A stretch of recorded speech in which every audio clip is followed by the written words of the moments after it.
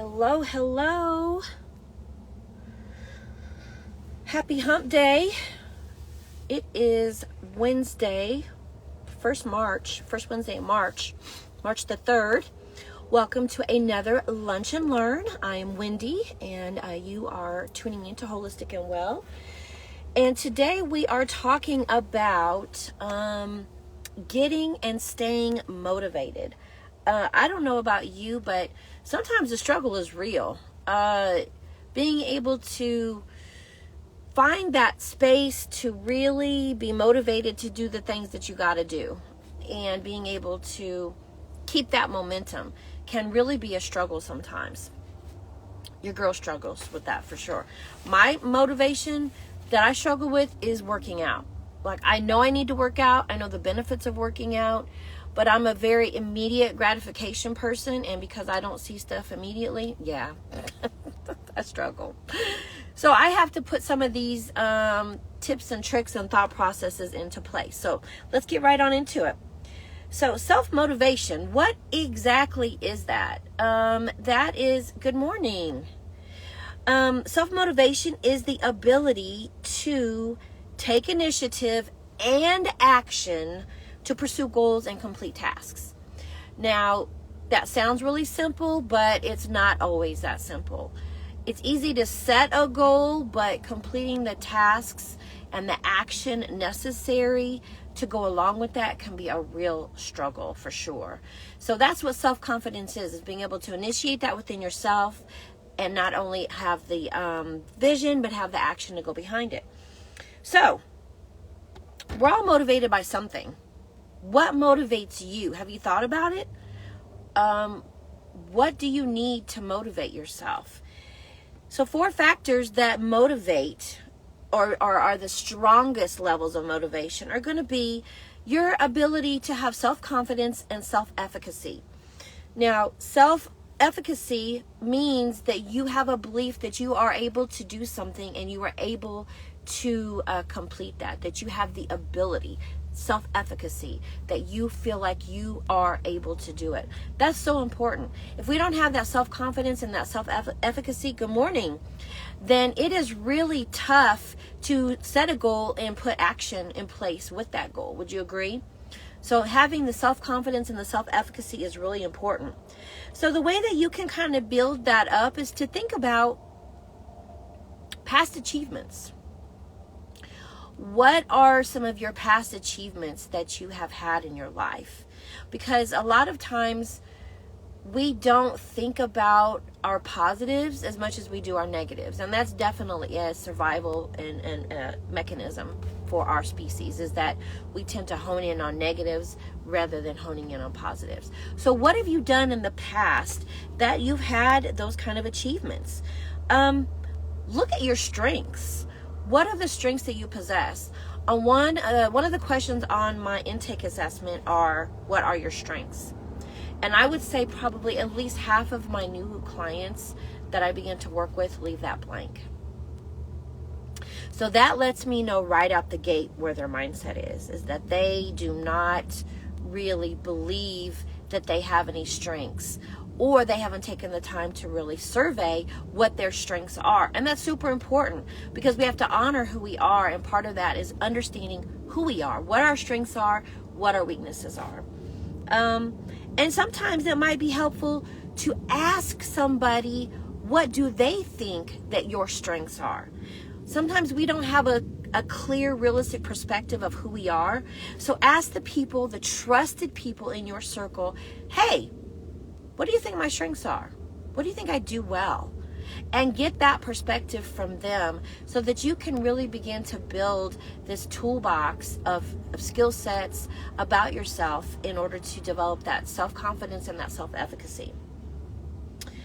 Seek out mentors. Find people that you admire that are doing what you want to do, that have accomplished things you want to accomplish, and try to get under their wing. And look for that mentorship in some form or fashion. Even as someone that is, I have been a mental health professional for almost 8 years now.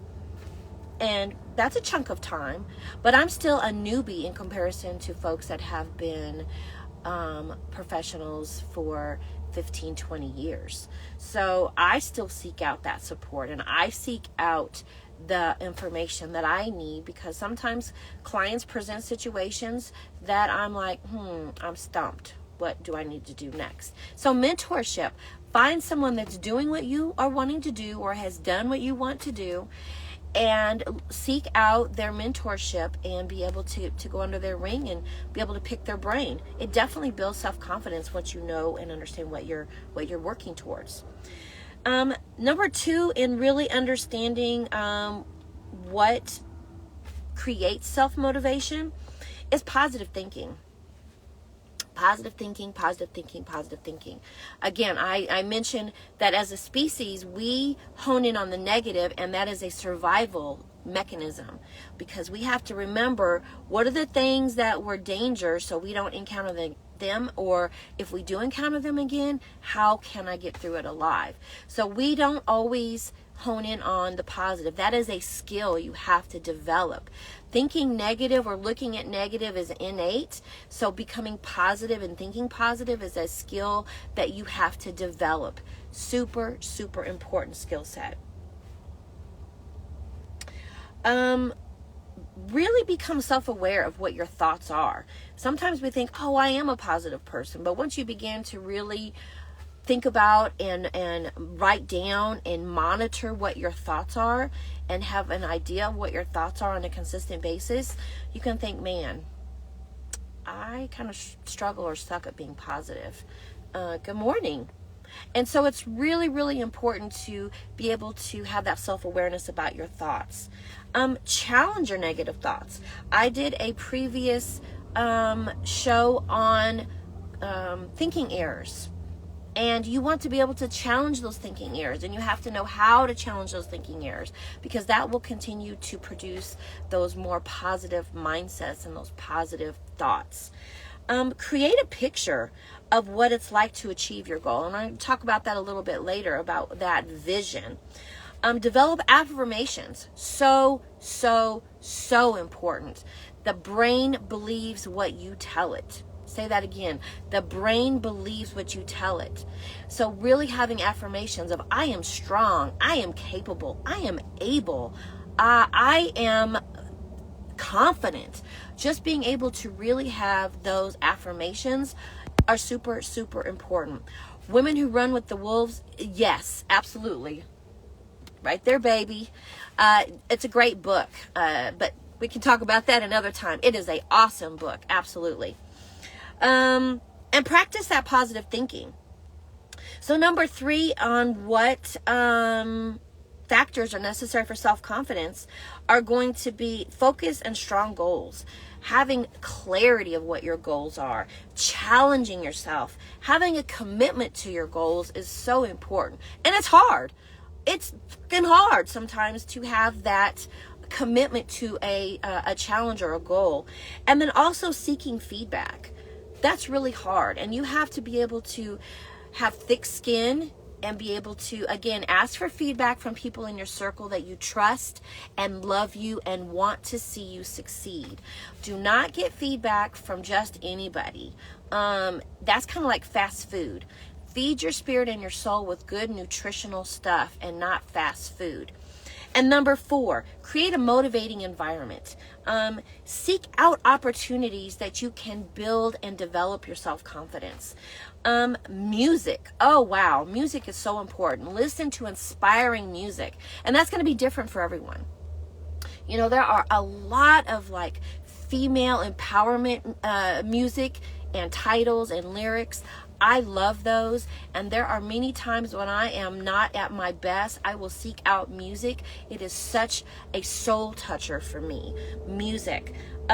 Create a buddy system. Again, find someone in your circle, buddy up with them, and they are your accountability partner. They are your kick me in my butt. Give me that feedback when I'm not doing what I'm supposed to do. Understand and be aware of your hierarchy of needs. That's that triangle Maslow created. And the first 2 levels at the bottom are your physical and your mental emotional needs.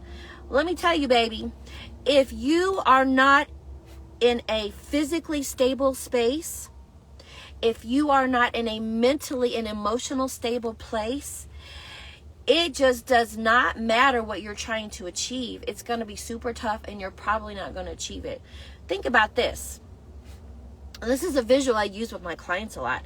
If you got dumped in the middle of the ocean with nothing to survive, your focus is on dog paddling, back floating, breaststroking, side stroking, whatever you got to do to survive. You're not thinking about setting goals. Your goal is survival. So it's very similar when you are in a day-to-day life existence, that if your physical needs such as shelter and food and the personal items you need to be clean and be well, mentally in a place that you're not being abused or you're not being critiqued, that you feel safe emotionally and mentally, if you don't cover the basis for those first two levels of that hierarchy of needs, reaching goals and having self-efficacy and self-confidence is virtually impossible. I'm not saying it can't be done. Of course it can be done. There's people that have done it, but it's tough. So the 4 things needed to create self-confidence and self-efficacy, 4 things needed to self-motivate are going to be self-confidence, self-efficacy, positive thinking, focus and strong goals, as well as a motivating environment. So that's first and foremost in these building blocks of creating self-motivation and keeping it, is to create self-confidence and to have that ability to think, I can do that. Now let's jump into what are some tips and tricks and some things to keep in mind as you are trying to be motivated. If you don't do anything else in this world, in this lifetime, learn to know who you are. Learn what motivates you. Is it internal stuff? I want to feel proud. I want to feel accomplishment. I want to feel like I'm contributing to the world. Or do you thrive with extrinsic and external motivation? People say, hey, you did a great job. Getting that bonus or that raise. Seeing like physical results if you're working out. Being able to see and feel that I physically feel better from changing my diet. What motivates you? Is it internal or external? And don't put judgment on it. Don't think about, well, it should be this, but it's that. Scrap all that. Just understand and know who you are. Because if you know who you are, then you're working with a solid foundation and being able to have that self-motivation. You know, like, I know for me, if I don't work out, if I don't get some movement in probably by 2 o'clock in the afternoon, it's a wrap. By the time I finish my day with clients, 4, 5, 6 o'clock, whatever it is, I am mentally spent and it's a wrap. So I don't set myself up for that. Set myself up for, let me go ahead and get my movement done in the morning and let me make it as smooth as silk with my daily routine. You know, I have Blue, I have a dog, and so a lot of movement is going to be around walking and being able to move that way. That's realistic for me. Is that the only movement I need? Absolutely not. I'm 52 years old. I need to get the weights in, and let me tell you, I struggle with that. I'll be glad when California opens the damn gyms back up on a full scale basis, and not just the outdoor workouts they've got going on. But identify what motivates you. Is it internal or external? Continue to learn. Develop a passion and a love for learning. That's going to always create self-confidence and self-efficacy. And the more that you learn, the more you feel motivated to maybe try different things, experiment with different things, achieve different things, share different things. And there are a phenomenal amount of places you can learn. We got the web. We got the web, baby. If you want to learn, you can learn. If you need to learn on a budget, get on YouTube. Skillshare is a great place to learn. I think it's like $45 a month for unlimited amount of master skills videos. You know, and that's just a great way to learn new things and to challenge yourself. Identify your strengths and weaknesses. I kind of touched on that, but it's really important to be able to know what you struggle at and know where you excel. Again, self-awareness is so important, because if you're able to say, you know what, I suck at this, but man, this is my this is my shit, you're gonna do better at challenging yourself for that particular goal. So understand that. And there are a trillion ways that you can do that. Positive psychology, mind tools, Psychology Today. I think I even have something on my website that you can list your skills and your strengths and weaknesses. Keep it in a journal. Have it ongoing. You know, it is really helpful for me sometimes to be able to go back and look at what I have listed in the past as things that I have loved about myself or things I've noticed about myself, because we go in these ebbs and flows, and today might not be that day that I'm really giving myself the credit that I need. It might not be the day that I have the memory capacity to check back into those events and those things that have happened in the past. So keep it somewhere where you can check back in with it. That's the beauty of a journal, is that it's your ongoing story of your journey. And sometimes we have to go back and reread a chapter or reread something. So strengths and weaknesses, put them in your journal. KISS. Keep it simple, sweetie. There's also another version, keep it simple, stupid. I don't like that version. That's a negative connotation. We already have times that we talk bad to ourselves. So no stupid. Keep it simple, sweetie. The KISS. Focus on one goal at a time. That is one of the primary messages I give to clients when I work with them, is that when they are in the space of wanting to evolve and to metamorphose to that next space, is that you do not have to conquer the world. Find one thing that you can focus on, and that's what you focus on. Not 16 different things that you're trying to change or learn or do differently. Focus on one thing. Keep it simple, sweetie. It's the KISS thought process. Because if you're able to focus on that one goal and then you begin to create it as a habit, you've now mastered that. And then you can incorporate another goal and you just keep building on that. Kind of like Legos. I had my kids always had Legos. I was going to say my boys, but then that's a gender bias, and stop it. Girls play with Legos too. But Legos are phenomenal, you know, until you step on them in the middle of the night. They're great. But it's kind of that concept of being able to build on one thing, and then you master it and you feel confident and you create something different, and you have that next level. Super, super awesome. SMART goals. That is an acronym. SMART, SMART goals. So it's going to be about making your goals specific. So it's going to be, let's say it's about, for me, it's about having more movement. So SMART, specific. I'm going to walk every day. Okay? Measurable. What's the amount? Is it going to be 30 minutes? Is it going to be a mile? Is it going to be 2 miles? Is it going to be an hour? Make it measurable. Is it attainable? Absolutely. Me walking every day is very attainable. Is it relevant? It's absolutely relevant to my health and wellness. And what's the time frame? So I'm starting today. My goal is to walk 5 miles a day. What is the